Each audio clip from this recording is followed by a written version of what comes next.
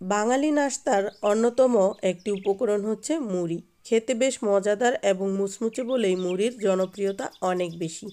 তবে মুড়ি হাওয়া ধরে নরম হয়ে গেলে সেই মুড়ি কিন্তু খেতে ভালো লাগে না, আর সেটা কিন্তু অবহেলায় ঘরের এক কোণে পড়েই থাকে। সেই নরম মুড়ি দিয়ে ভীষণ মজাদার মুখরোচক রেসিপি কিন্তু তৈরি করা যায়। আসসালামু আলাইকুম এভরিওয়ান, সবাইকে আবারও স্বাগতম জানাচ্ছি নতুন আরও একটি রেসিপি ভিডিও দেখার জন্য। আজকে শেয়ার করব নরম হয়ে যাওয়া মুড়ি দিয়ে ভীষণ মজাদার একটি রেসিপি। আশা করছি আপনাদের কাছে ভালো লাগবে। তো চলুন চলে যাই মূল রেসিপিতে। আজকের রেসিপির জন্য এখানে আমি নরম হয়ে যাওয়া মুড়ি নিচ্ছি 300 গ্রামের মতো। কয়েকদিন আগে যেহেতু রমজান মাস গিয়েছে, রোজায় মুড়ি আনা হয়েছিল, তো রমজান তো শেষ হয়ে গিয়েছে, মুড়ি অবশিষ্ট রয়েছিল, সেগুলো প্যাকেটের সাথে কিন্তু অনেকটা নরম হয়ে গিয়েছে। এই যে দেখুন, হাত দিয়ে চাপ দিয়ে দেখাচ্ছি আমি কতটা নরম হয়ে গিয়েছে, একদম কিন্তু নেতিয়ে যাওয়া অবস্থায় আছে। তো এগুলোকে একটু মুচমুচে করতে হবে, সেজন্য আমি চুলায় চলে যাচ্ছি। একটা প্যান বসিয়ে দিয়েছি চুলায়, তারপরে মুড়িগুলো দিয়ে দিচ্ছি। এরপর অনবরত নেড়ে চেড়ে 3 থেকে 4 মিনিটের মতো অল্প আঁচে ভেজে নিব এগুলো। তাহলে অনেক বেশি মুচমুচে হয়ে যাবে, আর মুড়িতে কোনো এক্সট্রা গন্ধ হয়ে থাকলে সেটাও চলে যাবে। এই যে দেখুন কি সুন্দর মুচমুচে হয়ে গিয়েছে। এখন হচ্ছে আমি পাত্রে ঢেলে ঠান্ডা করে নিব।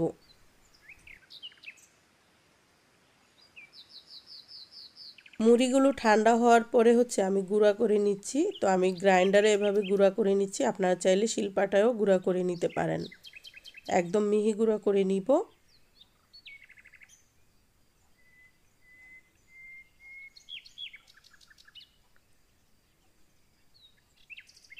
প্রায় 1.5 কাপের মতো হয়েছে মুড়ির গুঁড়া। এখন এ পর্যায়ে আমি 2টা পাকা কলা নিচ্ছি, এর সাথে খোসাগুলো ছাড়িয়ে তারপর নিয়ে নিচ্ছি।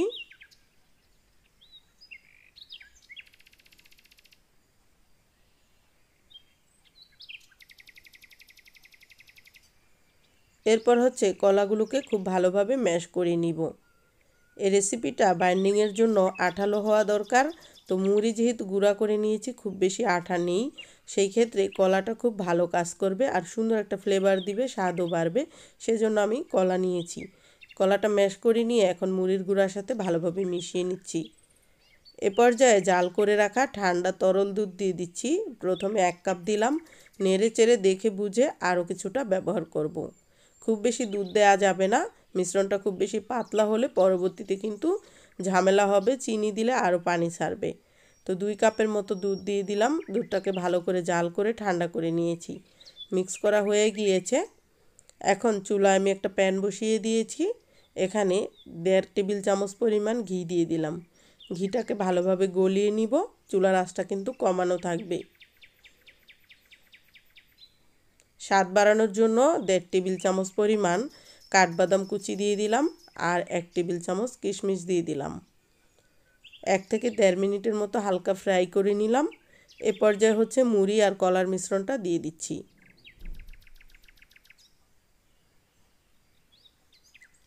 একটু নেড়ে দিচ্ছি, তলা দিয়ে যেন ধরে না যায়। চুলার আঁচ কিন্তু কমিয়ে দিতে হবে। এ পর্যায়ে চিনি দিয়ে দিচ্ছি 1/2 কাপ পরিমাণ। আবারও নেড়ে দিচ্ছি। মিষ্টি খাবার যদি পুড়ে যায় তাহলে কিন্তু টেস্ট নষ্ট হয়ে যায়, সেজন্য অবশ্যই নেড়ে দিতে হবে আর চুলার আঁচ কমিয়ে দিতে হবে। 1/2 কাপ দিয়ে দিচ্ছি গুঁড়া দুধ। আপনারা যদি পছন্দ না করেন সেই ক্ষেত্রে স্কিপ করতে পারেন, তবে টেস্টটা অনেক ভালো হবে। স্বাদ মতো একটু লবণ দিলাম, মুড়িতে যেহেতু লবণ আছে সেই জন্য অল্প পরিমাণে দিয়েছি। আর সুন্দর একটা কালারের জন্য রুয়াবজা দিয়ে দিয়েছি 1.5 টেবিল চামচ পরিমাণ। আপনারা চাইলে সাদাও তৈরি করতে পারেন, রুয়াবজা না দিলেও হবে, বা কোনো ফুড কালারও দিতে পারেন। তো রমজান মাসে তো রুয়াবজা আনা হয়েছিল, সেটা ঘরে ছিল, তো আমি সেগুলোরই সদ্ব্যবহার করলাম। তো সব কিছু নেড়ে চেড়ে 5 মিনিটের মতো খুব ভালোভাবে মিশিয়ে নিয়েছি। এ পর্যায়ে হচ্ছে আমি পাত্রে ঢেলে এটাকে খুব ভালোভাবে ঠান্ডা করে নিব। এ পর্যায়ে হচ্ছে অর্ধেকটা পরিমাণ ঠান্ডা হয়ে গিয়েছে। কিছুটা গরম থাকা অবস্থায় এটাকে হাত দিয়ে খুব ভালোভাবে মথে নিতে হবে, তাহলে শেপ দিতে সুবিধা হবে, ফেটে যাবে না। তো আমি ভালোভাবে মথে নিয়েছি। এখন হাতে একটু ঘি মাখিয়ে নিয়ে পছন্দ মতো আকার দিব। যে কোনো শেপে তৈরি করতে পারেন। তো আমি গোল গোল লাড্ডুর মতো শেপ দিব।